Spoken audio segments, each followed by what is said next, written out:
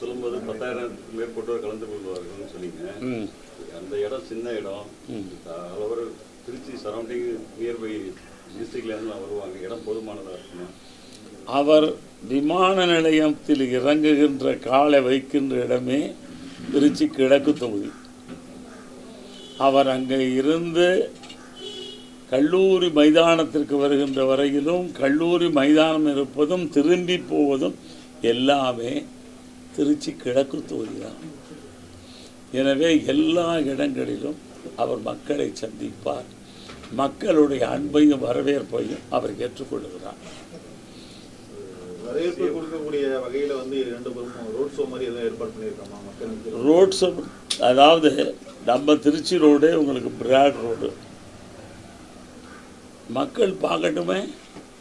பேரிகேட்லாம் ரோட்டில் நாங்கள் கட்டலை, ரோட் ஷோலாம் போட்டு இந்த பூவெல்லாம் போட்டு யாரும் பண்ணல. அவர் வேனில் வர்றாரு, அவர் ஒரு மக்களை பார்க்குறாரு, மக்கள் அவருக்கு வாழ்த்து சொல்லுகிறார்கள். அந்த வாழ்த்தை ஏற்றுக்கொண்டு அந்த வாழ்த்துக்கு நன்றி சொல்கிறார். பொதுவாக கல்வி நிறுவனங்களில் பொது நிகழ்ச்சிகள், அரசு நிகழ்ச்சிகள்லாம் அரசியல் நிகழ்ச்சியெல்லாம் நடத்தக்கூடாதுன்னு. ஆனால் இப்போ சிஎம் வர்றது நாளைக்கு ஜோசப் கல்லூரி வளாகத்தில் நடக்குது. இதை நீங்கள் எப்படி பார்க்குறீங்க? சர்ச்சையாக இருக்குது. அதாவது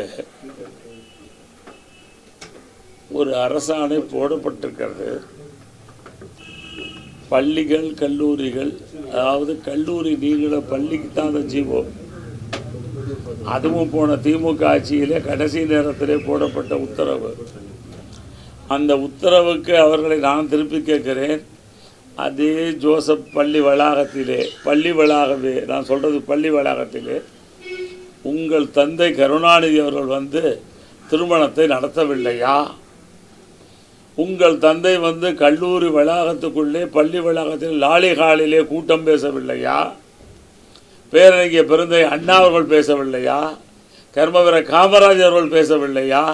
ஏன் முதல் சீன யுத்தம் வந்த பொழுது காமராஜ் அவர்கள், அண்ணா அவர்கள், ராஜாஜி அவர்கள், எல்லா தலைவர்களும் தங்கள் ஒற்றுமையை வலுப்படுத்துவதற்கு கூட்டம் பேசினார்களே, அந்த இடம் அங்கே அது பெரிய வளாகம். அது 100 ஆண்டு கால வளாகம். அது அந்த வளாகத்திலே பள்ளியும் இருக்கிறது, கல்லூரியும் இருக்கிறது.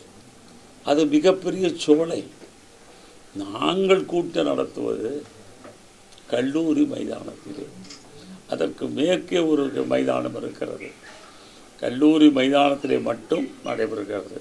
இன்னும் சொல்ல போனால் நாளை தேதி 1, பள்ளி திறப்பதற்கு 3 நாள் இருக்கிறது. எனவே தான் அவரிடத்திலே எழுத்து மூலமாக அனுமதி பெற்றுத்தான் நடத்துகிறோம். இது இங்கு பொருந்தாது. நாங்கள் பொதுக்கூட்டம் நடத்தவில்லை, ஆலோசனை கூட்டம் நடத்தவில்லை. மக்கள் தரும் வரவேற்பிற்கு அவர் நன்றி சொல்லுகிறார் மக்களுக்கு. இதுதான் அந்த கூட்டத்தினுடைய நோக்கம். ஒரு மணி நேரத்தில் போயிடுவாங்க.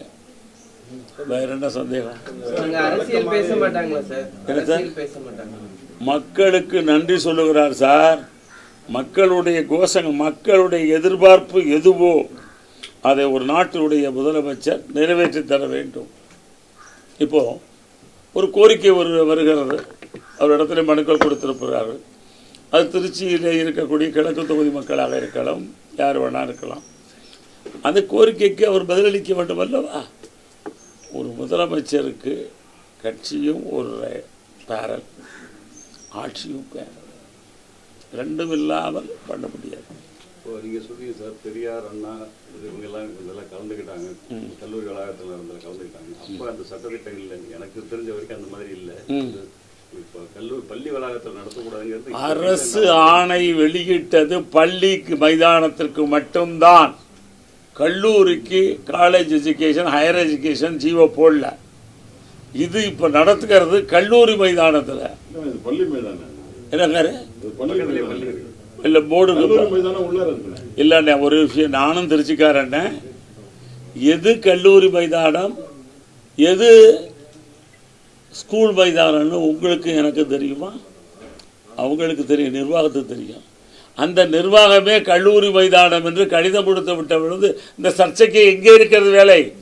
நான் கூட ஒரு பேப்பரில் நாளிதழில் பார்த்தேன், போட்டிருந்தாங்க, அதில் கூட தப்பாக போட்டாங்க. நாங்கள் நடத்துகின்றது கல்லூரி மைதானம், அந்த கல்லூரி மைதானம் தான் கூட்டம் நடத்திருக்க அனுமதி கிடைத்திருக்கிறது எங்களுக்கு. அதைத்தான் ரெக்டர் கொடுத்திருக்கிறார். அதே மைதானத்தில் திமுக முப்பெரும் விழா நடந்துச்சு கடைசியா. அதுக்கப்புறம் இப்போ அடுத்த நிகழ்ச்சிக்கு பார்த்தா நம்ம சார் நாங்கள் சொல்றது மக்கள் விழா சார். இது மக்கள் அவருக்கு வாழ்த்து சொல்லுகிறார்கள். நாங்கள் ஓட்டு போட்டோம், நீங்கள் தமிழகத்துடைய முதலமைச்சராக இருக்கிறீர்கள், எங்களுடைய எதிர்பார்ப்புகளை நீங்கள் நிறைவேற்றி தாருங்கள் என மக்கள் அவர்கள் ஒன்று கூடி இந்த விழா நடத்துகிறார்கள். இந்த விழா செலவில் கவர்மெண்ட் காசு இருக்கா? இல்லை யாராவது தனிப்பட்ட முறையில் காசு இருக்கா? மக்களாக முன்னின்று வாழ்த்து சொல்லுகிறார்கள். வாழ்த்துகின்ற பொழுது நன்றி சொல்லுவது தமிழ் மரபு. அதன் அடிப்படையிலே அவர் நன்றி சொல்லுகிறார்.